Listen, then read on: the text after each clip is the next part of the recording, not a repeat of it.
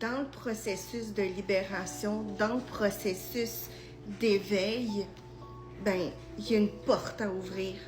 Puis la quatrième porte que j'ai envie de te parler aujourd'hui, elle est primordiale. C'est le droit d'exister.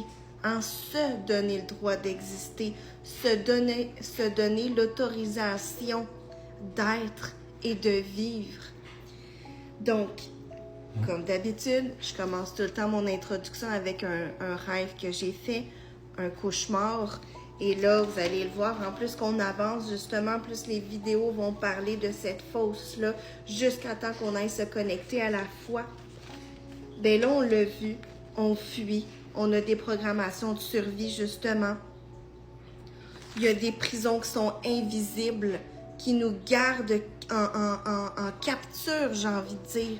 Puis mon rêve que j'avais fait, c'était, j'étais dans une scène à l'extérieur, puis tout d'un coup, il y a un grand monsieur qui essaie de nous courir après, de nous pourchasser, de nous chasser, hein, c'est ça que j'entends. Et dans le rêve, justement, moi, j'essayais de fuir, j'essayais de me cacher, bien évidemment, et le monsieur, il m'a attrapée. Et il n'y a personne qui est venu m'aider dans le rêve. Et je me sentais fucking impuissante. Puis quand je me suis réveillée, justement, je me suis dit, my God, je me sens tellement en capture dans ma vie réelle.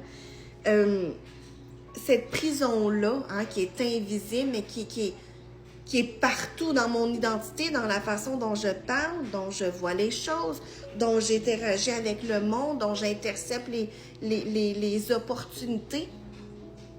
Alors, ce rêve-là ne parle pas d'une capture. C'est pas quelqu'un qui va venir me capturer, OK? C'est tout le temps des images, des symboles, des métaphores. C'est une prison intérieure.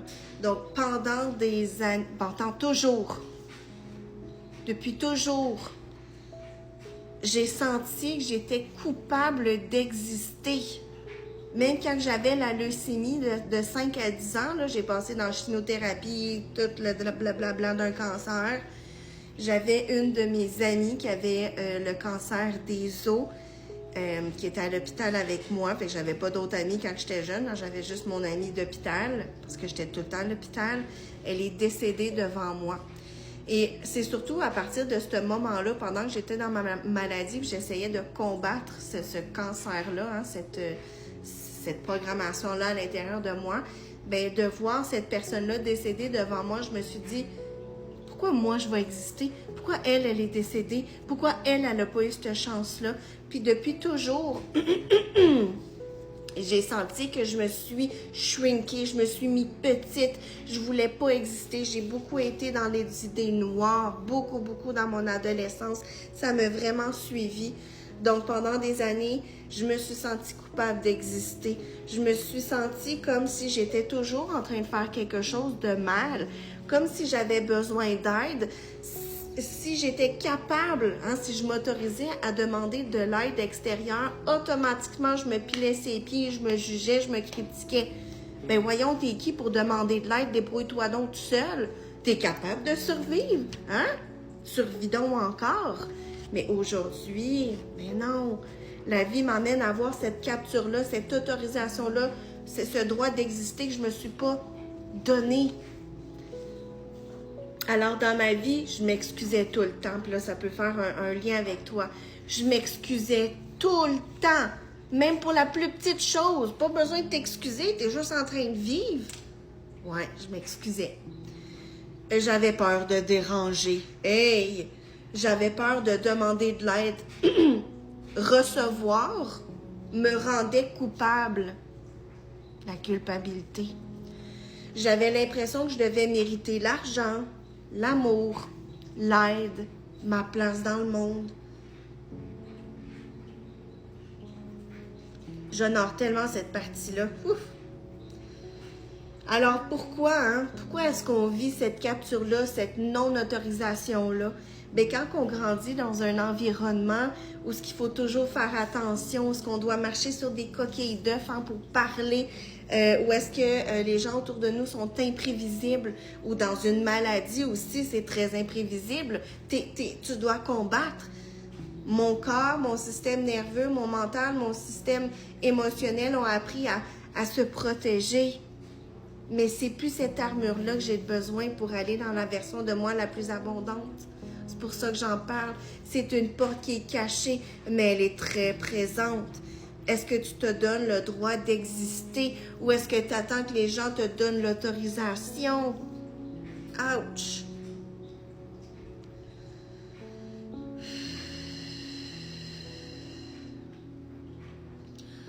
Donc, notre système nerveux, il apprend à survivre. Pas à vivre dans la joie, à survivre, à s'imaginer le pire scénario. Va écouter les autres portes. Tu vas comprendre le processus de la fosse. On demande toujours la permission pour tout. On ne s'autorise plus à vivre librement. Mais aujourd'hui, je comprends que personne me gardait dans cette prison-là. Cet homme-là qui me capturait... Hey, hein, ça réagit, il fallait que j'en parle. Je mets de la lumière sur ça. Cet homme-là qui me capturait dans le rêve, puis je me sentais impuissante, ce n'est pas une personne. C'est une part de moi qui se capture soi-même. Puis les gens qui ne m'aidaient pas à l'extérieur, c'est moi qui ne s'aidais pas. Je ne me sauvais pas moi-même. Fait que là, c'est le temps de reprendre sa responsabilité. Alors, on le répète, le fait de ne pas vouloir exister, de ne pas se donner le droit de s'excuser tout le temps, encore une fois, c'est une programmation. Tu es un ordinateur et il y a des codes. Hein? C'est comme si je prenais mon téléphone puis je t'envoie un message puis je dis à toutes les fois justement que tu veux demander de l'aide, oups, ton système nerveux, il va se dire que tu es en danger puis que tu n'as pas de droit, fait qu'il va réagir puis blablabla. Bla, bla, bla. Et ça revient, ça revient, ça revient, ça revient, tant que ça n'a pas été vu, tant que ce n'est pas sorti de ton corps. On nettoie ces places-là. Alors, c'est une prison invisible. La culpabilité, elle est devenue normale. Hein? On l'a normalisée. Mais elle ne m'appartient plus. Et elle ne t'appartient plus. Alors, la clé de cette porte, c'est d'arrêter de s'excuser d'exister. Même quand tu as des points de vue différents de ta famille, des gens autour de toi, tiens ton bâton, tiens ta vision. Tu n'as pas besoin que les autres sachent ou adhèrent à ta vision.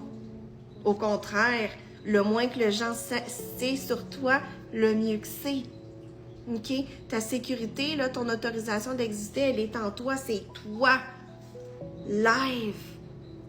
Tu es la clé. Arrêtez de demander la permission, s'autoriser à recevoir, s'autoriser à prendre sa place puis à parler pour soi. Dieu seul sait à quel point c'est calissement dur quand on sort de la survie, quand on s'est senti coupable toute notre vie. S'autoriser à vivre. Et la plus grande des prisons, ce n'est pas là où est-ce que quelqu'un t'enferme, c'est celle où tu crois que tu dois demander la permission d'être toi-même. Fait que là, je vais enlever mes notes puis je vais finir sur ça. Fait que bref, là, cette porte-là là, va te demander, est-ce que tu prends ton pouvoir, est-ce que tu remets ta couronne même si elle est lourde, hein? Est-ce que tu t'autorises à exister? Puis ta façon de parler va changer, ton ancrage va changer, mais même ta solidité va changer parce que maintenant tu vas vivre pour toi. Pour toi. Puis ça se peut qu'il y ait un contexte familial très lourd autour de toi, mais c'est ça le challenge. La version de toi qui est blessée et qui ne s'autorise pas, c'est elle qui a la réponse parce qu'elle va venir s'autoriser elle-même. Fait que les projets, c'est toi. Ta vision, c'est pour toi. Tu fais ce qui est bon pour toi. Puis, dernier message, la culpabilité, c'est quand on a fait quelque chose qui est vraiment méchant. Puis, tu sais que tu n'es pas quelqu'un de méchant. Si tu as fait des choses qui te rendent inconfortable, pardonne-toi, honore-toi. Ça fait partie du processus. Fait que bref, est-ce que tu t'autorises à vivre ou est-ce que tu attends que les autres te donnent l'autorisation d'être toi-même? Bonne journée.